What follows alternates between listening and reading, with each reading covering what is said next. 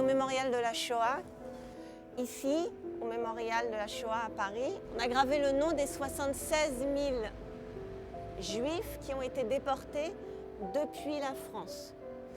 En France, pendant la Seconde Guerre mondiale, entre 40 et 44, la population juive qui vivait en France a été fichée, a été recensée. C'est-à-dire que cette population était comptée, donnait son nom, son prénom, sa date de naissance, son adresse, etc., etc. Alors le mur des noms, justement, ça a été quelque chose, je pense, d'important. Ça a été un moment fort et qui l'ancre dans la réalité. En fait, au début, on a vu des murs qui ont noté les noms de victimes, tous les juifs. Donc d'un coup, quand on est arrivé, moi je dis c'est un peu choquant. On va essayer de comprendre un peu ce qu'est l'idéologie nazie, comment cette idéologie raciste devient politique et devient loi. C'est quoi un génocide? Pourquoi est-ce qu'on ne parle pas d'un massacre? Qu'on s'attaque à une ethnie particulière, comme ce qui s'est passé au Rwanda pour les Tutsis et pour les Hutus, ou comme pour le génocide arménien. Il y a une exposition au mémorial qui s'est terminée là, il n'y a pas très longtemps sur le génocide des Tutsis. Pourquoi, à votre avis, au mémorial de la Shoah, on a fait une exposition sur le génocide des Tutsis? Elle n'a pas parlé d'un peuple en priorité, elle en a parlé de plusieurs.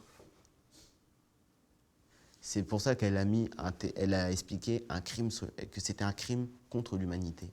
Un génocide, pour moi, c'était... On massacre toute une ethnie. Ben, elle m'avait dit oui, mais génocide, c'est pas simplement massacrer, c'est vraiment dans la volonté d'exterminer. Vraiment la volonté d'exterminer un peuple, vraiment un peuple voisin.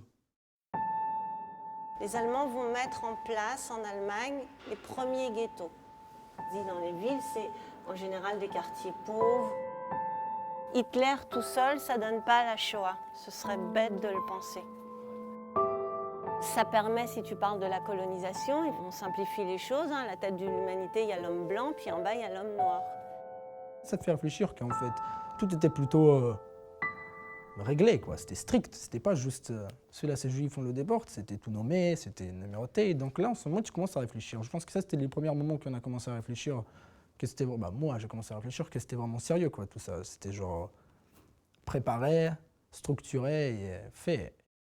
On enverra dans ces camps de concentration des opposants politiques. Et puis ensuite, on commencera à envoyer d'autres populations, dont des juifs, des tziganes, des homosexuels, etc., etc.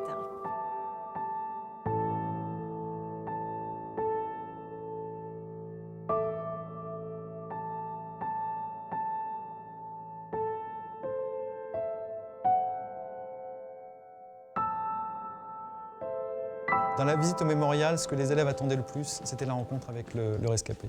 Bon, surtout que nous, on avait quand même là insisté sur le fait qu'ils avaient la chance d'être les dernières générations à bénéficier de ce type de témoignage direct. La rencontre avec André Berkover, franchement, c'était impressionnant. Parce que c'est quand même quelqu'un qui a survécu à l'enfer, si on peut le dire. On avait une vie tout ce qu'il y a de tranquille. On habitait à Paris, dans le 20e arrondissement, entre la porte de Bagnolet et la porte de Montreuil. Et dans un HBM, ça s'appelait, maintenant on appelle ça HLM. Moi j'avais 14 ans. J'ai été déporté avec ma mère et mon frère. Et il n'y a que moi qui suis revenu. Combien de kilos avez-vous perdu Alors là, j'avais 15 ans. Et là, quand ils nous ont pesé à Marseille, là, ils nous ont pesé à Marseille, je pesais peut-être 27 kilos ou 28 kilos. Qu'est-ce qui vous pousse à faire ça? À témoigner?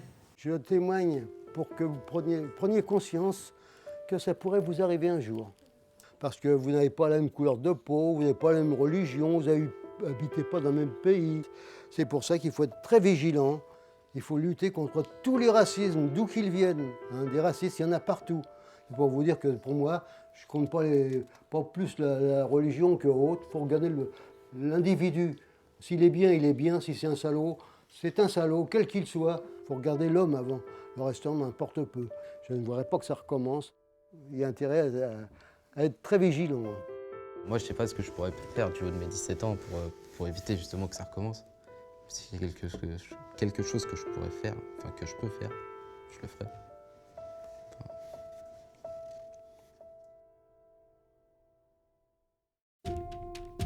Je suis arrivé en pleine Pologne. Moi, j'avais entendu parler d'Auschwitz 1.